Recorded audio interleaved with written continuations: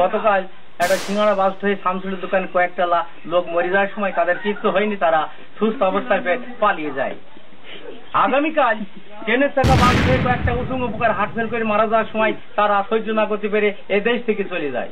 আগামীকাল কয়েকটা তেলাপোকা হাট ফেল করে মারা যাওয়ার সময় তাদের কিছু হয়নি, তারা সুস্থ অবস্থায় ফের হাড়ির মধ্যে যায়। তারা বলেছে যেভাবে আমাদের অত্যাচার করছে, এই মশলা ইরা দিয়ে উড়া দিয়ে মারছে, তাতে করে আমরা এই দেশে আর থাকবো না, হাড়ির মধ্যে লুকুই।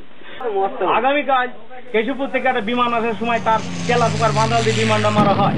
বিমানের কিছু হয়নি, কয়েকটা তেলাপোকার ঠ্যাং নড়ে যাওয়ার সময় তারা বলেছে আমাদের ঠ্যাং ভালো করতে হবে, তার জন্য এখন 300 মন সিমেন্ট আর 250 মন বালি নিয়ে আসা হচ্ছে।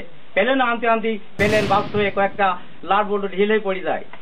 খেলা খবর, আগামীকাল যারা ফুটবল প্রতিযোগিতা করবেন তারা কানা খোলা নেঙ্গে, আর যারা ক্রিকেট খেলবেন তাদের একটা করে ঠ্যাং নেই। আর কুকুরের বাচ্চা 3 জমিতে এগিয়ে যায়, কুকুরের গাড়ি 3 জমিতে পিছিয়ে যায়। এখন বলা হচ্ছে আবহাওয়ার সংবাদ, আগামী আজকে সূর্য উঠতে পারে নাও পারে, এলাকায় নো ডাউন সাবধানে বলা হচ্ছে। যাদের টিনি ঘর বিল্ডিং ঘর তাদের কোনো সতর্ক নেই, যাদের পরিঘর তারা 6 নম্বর স্থানে ভলিউম দিয়ে শুয়ে থাকো।